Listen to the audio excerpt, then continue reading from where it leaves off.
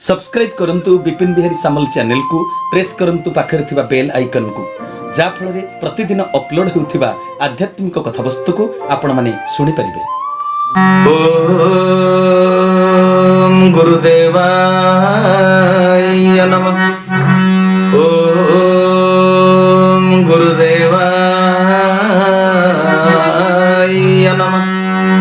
ओम गुरुदेवाय नमः। ओम गुरुदेवाय विद्महे प्रेमदाताय धीमहि तन्नो गुरु प्रचोदयात्। सर्वप्रथमे परम प्रेममय परम कारुणिक से परम ब्रह्म नारायण जगतर नाथ जगन्नाथ केशव सुंदरंकर से अभय चरणारविंद जुगले कोटि कोटि मानसिक भाव अनंत कोटि बार भूमिपात साष्टांग दंडवत। तत्परे ए कथावस्तु को श्रद्धापूर्वक श्रवण करुवा समस्त सदात्मा माननकु हृदयर गभीरतम प्रदेशरु सश्रद्ध गुरुस्वामी प्रणाम प्रीति भरा नमस्कार। सजन वृंद गत पर्याय आमे आलोचना जारी रखिथिले जे भगवान जेतेबेले आम उपरे खुशी होई जिवे आमे एमिति कर्म करिवा जोथिरे ईश्वर आम उपरे संतुष्ट रहिबे खुशी हेबे। तबे खुशी होला परे आमर लाभ कोन हबो से केते सुंदर भाबरे कहउचंती माने आमर लाभ कोन हबो ना आमर कर्म बंधनर ग्रंथि छिंडी जिवो माया मोहर दूर को ऊर्ध्व को आमे चली जिबा। एहार लाभ जानिला परे सतरे किए निजर मंगल न चाहिबो बा भगवान को किए भक्ति न करिवो बा किए तांकर भजन कीर्तन न करिवो। तेबे ता तळ धाडी रे कोन जगन्नाथ दास लिखिले आ कोन कहउछंती सुत महर्षि कृष्ण श्रवणे भक्ति जारो से प्राणी भव मध्ये सारो हरि चरणे जारो श्रद्धा ताकु न लागे भव बाधा।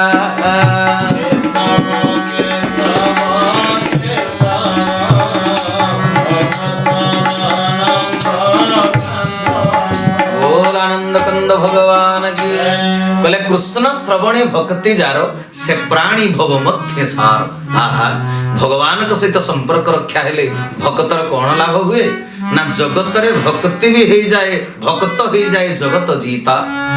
प्रभु तो केवल निजे प्रतिष्ठा पाती नहीं ना भगवान सब निजर भक्त को प्रतिष्ठा दे थांती। आपण माने दाढ़ियता भक्ति पढ़ी थे रघु अरखितंक कथा दासिया बाउरी कथा सुरदासंक कथा हरिदासंक कथा मीराबाई कथा आपण पढ़ी थे मीराबाई जीवनी भक्त को सब भगवान प्रतिष्ठा दे थांती। तेणु कहले कृष्ण श्रवणे भक्ति जार जी कृष्ण कथा श्रवण करे जी भगवत कथा श्रवण करे से श्रवण करी करी ता भीतर एमिति प्रक्रिया सृष्टि हुए से ए जगत रे सार हो जाए। ए मनुष्य जीवन असार जीवन तार सार हो जाए। कृष्ण को गुण कर्म श्रवण कला परे अंतर रे भक्ति पूर्ण हो जाए। भक्तर परिचय जगत रे संपूर्ण स्वतंत्र भगवान को भल पाइबा परे से मध्य पुराण मंडित हो जाए। भक्त पार्थिव संसार रे से परमार्थिर परिचय बहन करे संसार को अन्य माने असार बोली भावना कला बेलो को भक्त निज जीवन को सार करि दिए। कारण हरिंक श्री चरण रे श्रद्धा रखिथिबारु ताकु भवबाधा विचलित करि पारे नाही। जीवन अच्छी माने समस्या अछि पृथ्वी पृष्ठ रे जे जीवन धारण करिछि ताकु त्रिताप ज्वाला सहिबा को पड़े। त्रिताप आध्यात्मिक ताप आधिभौतिक ताप आधि दैविक ताप त्रिताप ताकु सहिबा को पड़े। तबे यार अर्थ कोन जे हरि चरणे जार श्रद्धा ताकु न लागे भव बाधा यार वास्तविक अर्थ कोन यार अर्थ हरि चरणे जार श्रद्धा प्रकृत कथा हेउची जीए भक्त से दुख सहिबार अखंड शक्ति पाई था धैर्य तार पर्याप्त संसार सुख दुख उभय रे तैयारी एई आत्मज्ञान ता पाखरे थाए। तेणु दुख समस्या को से नाम कीर्तन करी करी सहजरे पार होई जाए। बाधा से मात्र से बाधा भक्त को विचलित करि पारेनी। लहरी आसी पुणी कूलरु पुणी समुद्र गर्भ को फेरी जाए हेले धैर्यशील भक्त कौन करे धैर्यशील भक्त को दोहलाई पारे नाही। दुखर ढेउ भक्त जेउठे सेठी छिड़ा हिता ताकु दुख सुख जंत्रणा किछि करि पारे नाही। सेति पई कहले हरि चरणे जार श्रद्धा ताकू न लागे भव बाधा बाधा लागे नहीं नुहे बाधा आसिले भी ताकू बाधा भली अनुभव हुए ना से बाधा को से अतिक्रम करी जाए तापर सुत महर्षि कौन कहउचंती पुण्य शास्त्र भागवत रे कहले से पुण्य साधु संग मिले पुण्य तीर्थ को आश्रय कोले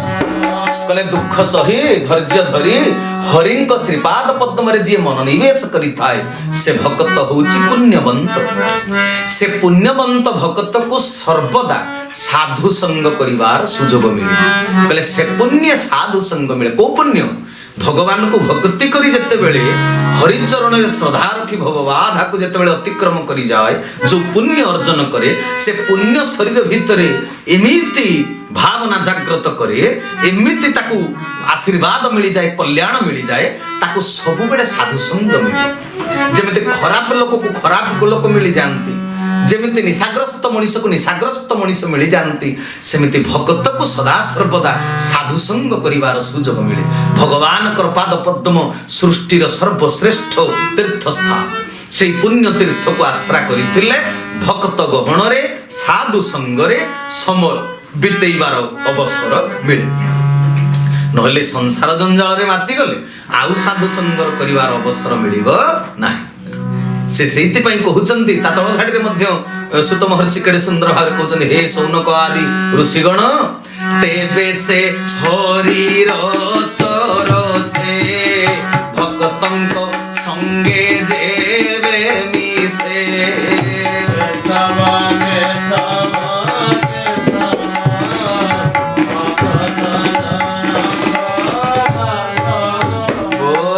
कंद भगवान कले हरि रसरे निजकु रसाई रखिथिबा भक्त को सहजरे साधु संग प्राप्त हुए भक्त सह भक्त जेबे मिसिबार सुजोग मिली जाए सेठारे अमृतर वर्षा हुए अमृतर वर्षा हुए संसारी लोक एकाठी हेले संसार कथा हुंती अनेक लोक जही मिली अवश्य उपजई करी जोठी एकाठी हेबे संसार लोक संसारी कथा हेबे बाद छेदरे समय नष्ट करी हेले भक्त संगरे जेतले भक्त मिसी जिवे उभयंक बाणीरु केवल हरि प्रेम रस निर्जरित होइथा दुई जन भक्त एकाठी मिसिले जो कथावार्ता हेबे ताहा सतसंगर बाणी सेवा होई जाय तेणु सजन वृंद सेते बेले सुनिबा व्यक्ति हरि कथा जेते सुनिले तार मन पुरे नाही विरक्ति आसे नाही कहिला वाला मध्य भाव राज्य रे विचरण करी जानी पारे नाही मु केते समय कहिलिणी बोली उभयंक मनर अवस्था एपरि होई गला परे कोन हुए जानिछ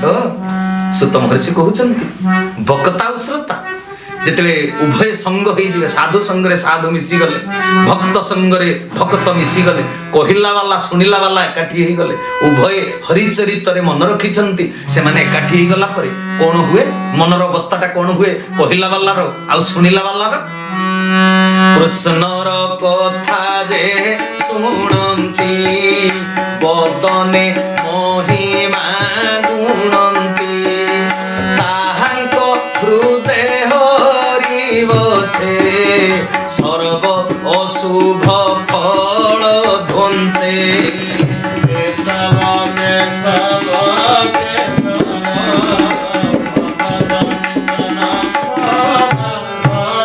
बोलानंद कंद भगवान की कले भगवानंकर माधुर्य लीलामृत जी कहंती आ जी सुनंती जे कहंती जे सुनंती उभयंक हृदय रे भगवान आसी विराजमान करंती जीवर हृदय रे भगवान विजय करिबा सहज कथा नुहे साधु मंडली हे सजन वृंद हृदय पवित्र न हेले मन निर्मल न हेले चित्त शुद्ध न हेले हरि केबे भी आसन बाड़ी बसिबे नाही साबुन द्वारा देहर उपरि भाग को परिष्कार करि हेबो सजन वृंद सर्फ द्वारा लुगापटा सफा कर दे भाव द्वारा अंतकरण को निर्मल करा जाए तेणु श्रवण और कीर्तन बारंबार दरकार थरे नुहे दुई थर नुहे बारंबार श्रवण कीर्तन दरकार साधु संग दरकार शरीर को स्नान द्वारा प्रतिदिन परिष्कार करा जाए लुगापटा को मैला हेले बारंबार धोइबा को हुए सेमिति बारंबार सतसंग द्वारा मन रे ଭାବ ଉଦ୍ରେକ ହୁଏ,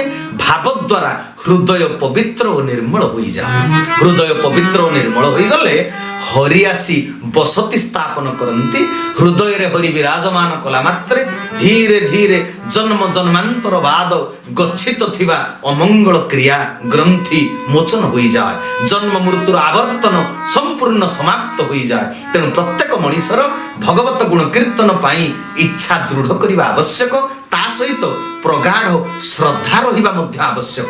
ଭଗବାନଙ୍କର ଲୀଳାର କୀର୍ତ୍ତନ ଓ ଶ୍ରବଣ ଉଭୟ ପରମ ପବିତ୍ର। ମଣିଷ ପ୍ରକୃତିର ସେ ଘଟାନ୍ତର ମାନେ ରୂପାନ୍ତର କରିଥାଏ।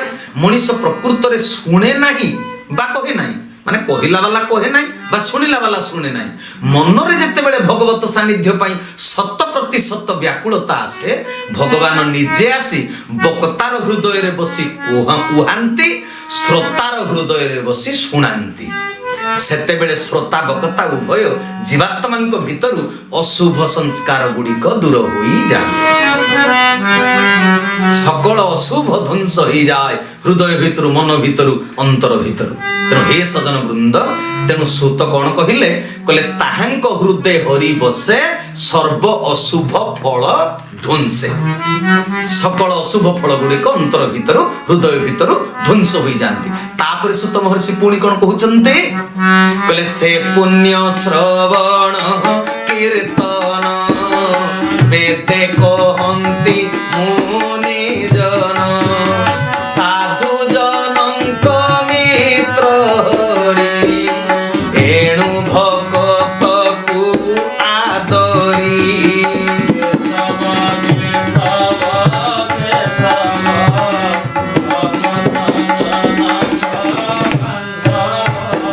ଆନନ୍ଦକନ୍ଦ ଭଗବାନ ଭଗବାନଙ୍କ ଶ୍ରବଣ କୀର୍ତ୍ତନ ଠାରୁ ଆଉ କୌଣସି ବଡ଼ ପୁଣ୍ୟ କାର୍ଯ୍ୟ ଏ ସଂସାରରେ ନାହିଁ। କହିଲେ ସେ ପୁଣ୍ୟ ଶ୍ରବଣ କୀର୍ତ୍ତନ ବେଦେ କହନ୍ତି ମୁନିଜନ। ଆମେ ସଂସାର କରିଛନ୍ତି, ସଂସାରରେ ଥିବା ପ୍ରତ୍ୟେକ ଆତ୍ମୀୟଙ୍କ ପାଇଁ କର୍ତ୍ତବ୍ୟ ସମ୍ପାଦନ କରି ମଧ୍ୟ ପୁଣ୍ୟ କାର୍ଯ୍ୟ କରୁଛନ୍ତି। ଆମେ ସ୍ତ୍ରୀ, ପିଲା, ବାପା, ମା, ପରିବାର, ସମାଜ, ରାଷ୍ଟ୍ର ସମସ୍ତଙ୍କୁ ସତ୍କର୍ମ ଦ୍ୱାରା ସନ୍ତୁଷ୍ଟ ରଖିବା ପୁଣ୍ୟ କାର୍ଯ୍ୟ। ହେଲେ ସଂସାର ଲୋକ ପାଇଁ ଯେତେ କର୍ତ୍ତବ୍ୟ କଲେ ବି ବେଳେ ବେଳେ ଲୋକେ ଅବୁଝାମଣାର ଶିକାର ହୋଇ ନିନ୍ଦିତ କରନ୍ତି ତୁମକୁ। ତୁମେ ଯେତେ ଭଲ କର୍ମ କରିଥାଅ ନିନ୍ଦା ଦେବେ, ଥଟ୍ଟା କରିବେ, ପରିହାସ କରିବେ। ଭଗବାନଙ୍କ ଲୀଳା ଶ୍ରବଣ କୀର୍ତ୍ତନ ଭଳି ସେବା କର୍ମରେ ନିନ୍ଦା ପାଇବାର ନାହିଁ। ସେଥିରେ କେବଳ ପୁଣ୍ୟ ହିଁ ପୁଣ୍ୟ ହୋଇଥାଏ। ବେଦଜ୍ଞ ମୁନିମାନେ କହନ୍ତି ଯେ ସତକାର୍ଯ୍ୟ, ସତବାକ୍ୟ, ସତ୍ୟନିଷ୍ଠ, ସତସଙ୍ଗୀ ସାଧୁଜନଙ୍କର ବନ୍ଧୁ ହେଉଛନ୍ତି କି ଶ୍ରୀହରି। ସଂସାର ବନ୍ଧୁ ସ୍ୱାର୍ଥ ହାସଲ ହେଲେ ନିଜର କରିଥିବେ, କିନ୍ତୁ ଶ୍ରୀହରି ବିନା ସ୍ୱାର୍ଥରେ ଭକ୍ତକୁ ଆଦର କରନ୍ତି। ସଂସାର ଲୋକେ ସ୍ୱାର୍ଥ ପୂରଣ ନହେଲେ ହତାଦର କରନ୍ତି। ତେଣୁ ଈଶ୍ୱରଙ୍କୁ ହୃଦୟରେ ବସାଇ ଦିଅ, ଜଗତର ସମସ୍ତଙ୍କ ଠାରୁ ଆପେ ଆପେ ଭଲ ପାଇବା ତୁମକୁ ମିଳିଯିବ। ସମସ୍ତେ ତୁମ ପ୍ରତି ଅନୁକୂଳ ହୋଇଯିବେ। କିନ୍ତୁ ଭଗବାନଙ୍କର ଶ୍ରବଣ କୀର୍ତ୍ତନ ଠାରୁ ଦୂରେଇ ଯାଇ ଯଦି ସଂସାର ଲୋକଙ୍କର କୀର୍ତ୍ତନରେ ସମୟ ବିତାଇ ଦେବ, ତେବେ ପ୍ରଶଂସା କରୁଥିବା ଲୋକ ଦିନେ ତୁମକୁ ନିନ୍ଦା କରିବ। এইটা ঈশ্বরଙ୍କର ସୃଷ୍ଟିର ନିୟମ। କାରଣ ତୁମେ ବ୍ୟକ୍ତିକୁ ଯୋଉ ପ୍ରଶଂସା କରୁଛ କେବେ ମିଛରେ ପ୍ରଶଂସା କରିବନି। ସଂସାରରେ ବହୁତ ଲୋକ ଅଛନ୍ତି ଜଣକୁ ମିଛରେ ପ୍ରଶଂସା କରି ବହୁତ ଉପରକୁ ଟେକି ଦେବେ। ଈଶ୍ୱର ତାକୁ ଦେଖୁଛନ୍ତି। ତେଣୁ ତମେ ଯାହାକୁ ପ୍ରଶଂସା କରିଛ ଭବିଷ୍ୟତରେ ସେଇ ହିଁ ତୁମକୁ ନିନ୍ଦା କରିବ। ତେଣୁ ସଜନ ବୃନ୍ଦ, ତେଣୁ ସାଧୁ ଭକ୍ତଙ୍କର ପରମ ବନ୍ଧୁ ଶ୍ରୀହରିଙ୍କୁ ପ୍ରେମ ବନ୍ଧନରେ ବାନ୍ଧି ରଖିବାର ପ୍ରଯତ୍ନ କର। ପ୍ରଯତ୍ନ କଲେ ଭକ୍ତର ସେ କଣ କରନ୍ତି, ତାପରେ ସୁତ ମହର୍ଷି କେତେ ସୁନ୍ଦର ଭାବରେ କହୁଛନ୍ତି। ଭକ୍ତର ଭଗବାନ କଣ ଲାଭ କରନ୍ତି? ହେଳେ ତାରୋଇ ଭବ ସିନ୍ଧୁ ଯେଣୁ ଭକ୍ତ ଜନ ବନ୍ଧୁ ଭକ୍ତ ଜନଙ୍କ ସେବା ବଳେ ଦହନ ହୁଅନ୍ତି ଅମଙ୍ଗଳେ।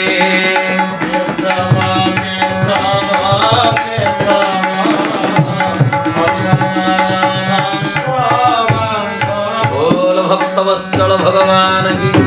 ତେଣୁ ସଜନ ବୃନ୍ଦ କହିଲେ ହେଳେ ତାରଇ ଭବ ସିନ୍ଧୁ ଯେଣୁ ଭକ୍ତ ଜନ ବନ୍ଧୁ। ଭଗବାନ କିଏ? ଓଡ଼ିଶାରେ ଗୋଟିଏ ଲୋକ କଥା ରହିଛି, ଦେଇଥିଲେ ପାଇ ବୁଣିଥିଲେ ଦାଇ। ଭକ୍ତ ଭଗବାନଙ୍କ ମଧ୍ୟରେ ଗୋଟାଏ ଦବା ନବା ହୁଏ ଆଜ୍ଞା। ତାହା ହେଉଛି ଦ୍ରବ୍ୟ ନୁହେଁ, ତାହା ଦୃଶ୍ୟ ନୁହେଁ, ତାହା ଅଦେଖା ଦିଆ ନିଆ। ବାହାର ଲୋକ କେହି ଜାଣନ୍ତି ନାହିଁ, ନବା ନେଲା ବାଲା ଜାଣେ, ଦେଲା ବାଲା ଜାଣେ। ଶ୍ରବଣ କୀର୍ତ୍ତନ ଦ୍ୱାରା ଭକ୍ତ ଭଗବାନ ଏକାକାର ହୋଇଯାନ୍ତି। ମାନେ ଭକ୍ତ ଭବସାଗରରୁ ଧୀରେ ଧୀରେ ଉଦ୍ଧାର ହେଲାଣି ଏକଥା ତାକୁ ନିଜକୁ ବି ଜଣା ପଡେ ନାହିଁ, ଏକଥା ସେ ଜାଣିପାରେ ନାହିଁ, ଆପେ ଆପେ କଥା ହେଇଯାଏ। ଅଜାଣତରେ ସେ କଣ କରେ ନା ଆପଣା ସ୍ୱଭାବର କେତେବେଳେ ପରିବର୍ତ୍ତନ ହେଲାଣି ସେ ନିଜକୁ ନିଜେ ବି ବୁଝିପାରେ ନାହିଁ। ଭକ୍ତର ପରମ ବନ୍ଧୁ ଭଗବାନ ଭକ୍ତ ପ୍ରତି ଦୟା ପ୍ରଦର୍ଶନ କରି ତାକୁ ଉଦ୍ଧାର କରନ୍ତି। ସେବା ଦବାରେ ଯେଉଁଠି ସ୍ୱାର୍ଥ ନଥାଏ, ସେବା ନବାରେ ଯୋଉଠି ସ୍ୱାର୍ଥ ଥାଏ ସେଠି ମଣିଷ ଭିତରେ ବଳ ପ୍ରକାଶ ପାଏ ନାହିଁ। କିନ୍ତୁ ସେବା ଦବାରେ ଯୋଉଠି ସ୍ୱାର୍ଥ ନଥାଏ ସେଠି କଣ ହୁଏ, ସେ ସେବାର ବଳ ଥାଏ, ଫଳ ଥାଏ। ସେବା ଦିଆଯାଏ ମାନବକୁ, ହେଲେ ଫଳ ଦିଅନ୍ତି ମାଧବ। ନିଃସ୍ୱାର୍ଥପର ଭକ୍ତ ଯେତେବେଳେ ମାନବ ସେବାକୁ ମାଧବ ସେବା ମନେ କରେ ସେତେବେଳେ ସମସ୍ତ ମଙ୍ଗଳ ଆପେ ଆପେ ଦହନ ହୋଇଯାଏ। ତାପରେ କଣ ହୁଏ, ତାପରେ କେତେ ସୁନ୍ଦର ଭାବରେ କହୁଛନ୍ତି, ତେବେ ସେ ଗୋବିନ୍ଦ ବିଷয়ে ଭକ୍ତି ଉପଜେ ନର ଦେହେ।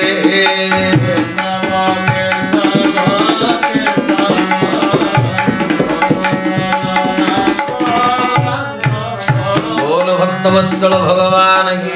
कहले तेबे से गोविंद विषय भक्ति उपजे नर देहे। जीव देहरु अमंगल दहन हेबा परे मन गोविंद विषय रे सदा सर्वदा लागि रहे, गोविंद कार्य रे सर्वदा प्रवृत्त हो जाए। शरीर रे भक्तिर कोष सब गठन हो जाए। आम शरीर भितर अनेक गुड़ाए कोष सब अछंती, जितेबेले हरि कथारे मन लागि जाए शरीरटा तत्वत हो जाए।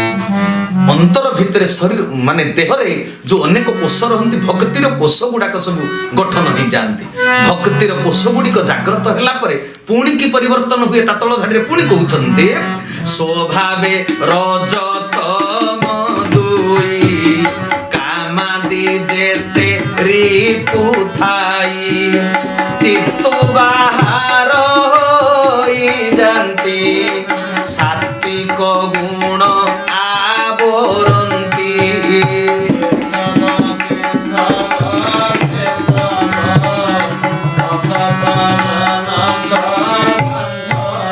बोल भक्तवत्सल भगवान की।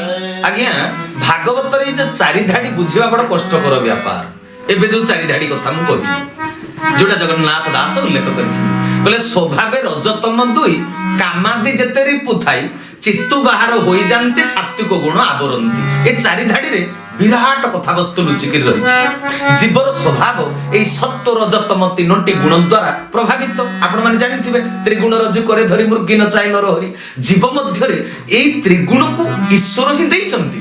सत्व रजतम ईश्वर जहा करंती प्राणीर मंगल पाई, तेनु सत्व रजतम त्रिगुण से जीवर मंगल पाई जीव भितरे संसार कराई छंती। किंतु एठारे कुहा गला कोन, गोविंद हृदय रे विराजित हेले रजतम भली कामादि रिपु चित्तरु बाहरी जानती, अंतर रे केवल सात्विक गुण रही जाए।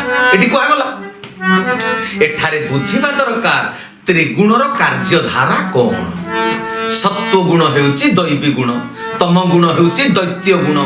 जी सत्व गुणी से देवता समान, जी तम गुणी से राक्षस तुल्य। ईश्वर तेबे तांको सृष्टि को तम गुण आनिले काहेकि? जीवनर प्रति मुहूर्त रे तीन गुणर आवश्यकता रहिछि। तीनटा जाक गुणर प्रति मुहूर्त। आपण यज्ञ पई कदली गछ उपाड़िबे, भोजन पई कदली पत्र काटिबे, आंब तोरण पई पत्र छिंडेइबे। ए सब तम गुणर कार्य। नष्ट करिबा होछि तम गुण। किंतु एगुडाक आम ईश्वरीय उपासना रे दरकार। सात्विक अनुष्ठान रे दरकार पडुथिबा अनेक द्रव्य तम गुण साहाय्य रे संग्रह करा जाउछि। यज्ञ पई समिध जो काठ दरकार, टांगिया बा कुराडी धरी काठ हाणीबा कोन तम गुणर परिचय नुहे कि सजन बृंद? तेणु आमर कोन प्रकृति रे करिबा दरकार। तम गुणर भी ये मनुष्य जीवन रे आवश्यकता अच्छी बोली ईश्वर आम भितर देइछन्ति। एथिरु आमे स्पष्ट हेले जे बंचिबा पई सात्विक गुणर आवश्यकता रहिछि, तामसिक गुणर मध्य आवश्यकता रहिछि। रजगुण हेउछि कार्य संपादनकारी उत्तेजक। रजगुण न मिशिले सत्वगुण कार्यकारी हबनी बा तम गुण कार्यकारी हब नाही। रजगुण सत्वगुण सह मिशिले सात्विक कार्य हुए, रजगुण तम गुण सह मिशिले तामसिक कार्य संपादन हुए। तेबे कथा हैला ईश्वरଙ୍କ सृष्टि रे प्रत्येकटी वस्तु पदार्थ और भावना दरकारी बोली से तैयारी करिसंती। हेले प्रत्येकटी वस्तु पदार्थ और भावर दुईटी दिग रहिछि, भल मंद, मंगल अमंगल। रजतम दुई गुण एकाठी होई गले काम क्रोध लोभ मोह मद माश्चर्य रिपु आदि मानकर कार्यकारिता आरंभ होइथा। रजतम मिश्रण रे जेउ कार्य संपादन हुए ताहा मंगल क्रिया, किंतु रज आ सत्व मिसी जो कार्य करंती ताहा षड रिपुंकर मंगल क्रिया। रजतम मिसी गले जेउ अमंगल कार्य हुए ताहा हेउची काहाकू मारपिट करिबा, काहाकू हाणी दबा, हिंसा करिबा, ईर्षारे जळिबा, पर घर भांगी दबा, धन जीवन नष्ट करिबा। एटा रज आउ तमर मिश्रित गुण। षडरिपुर क्रोध से देखैला, किंतु रज आउ सत्व मिसी गले ईश्वर आराधना, पर उपकार, जगतर कल्याण साधन ए कार्य गुडाक होइथाय। एठारे गोटिए कथा लक्ष्य करिवे, जदि शरीर रे काम शक्ति मोटे न रहिबो तेबे सृष्टि आगको आगैबो केमिति? मानव संबल सुरक्षित हेबे केमिति? वृद्धि पाइबो केमिति मानव संबल?